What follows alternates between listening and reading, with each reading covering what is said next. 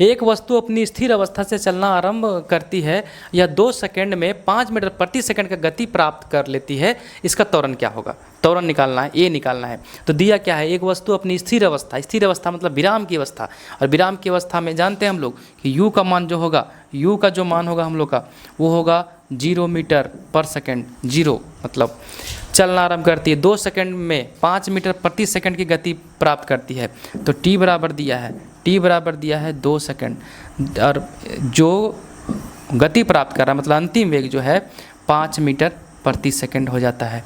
त्वरण निकालना है, इस कंडीशन में हम लोग का ये निकालना है। क्वेश्चन फिर से समझेंगे। वस्तु विराम की अवस्था में है, मतलब एक जो वस्तु हम लोग के पास यहाँ पर है वो विराम की अवस्था है। देखिए एक वस्तु जो है वो यहाँ पर ये विराम की अवस्था में भी था।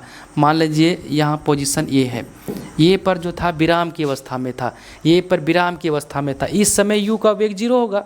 लेकिन क्या हुआ कि 2 सेकंड के बाद 2 सेकंड यहाँ पर 2 सेकंड कुछ देर चला 2 सेकंड के बाद यहाँ तक आ गया वस्तु। मान लीजिए वस्तु यहाँ तक आ गया, तो 2 सेकंड के बाद उस वस्तु में, जैसे गाड़ी जब प्लेटफॉर्म पर थी तो 2 खुली स्टार्ट हुई, 2 सेकंड के बाद उसमें कुछ ना कुछ वेग आएगा।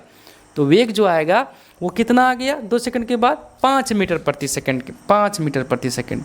तो यहाँ पर बी पोजीशन पर इसका जो वेग आ गया 5 मीटर प्रति सेकंड आ गया बी स्थान पर। ये बराबर निकाल लेंगे v minus you upon T.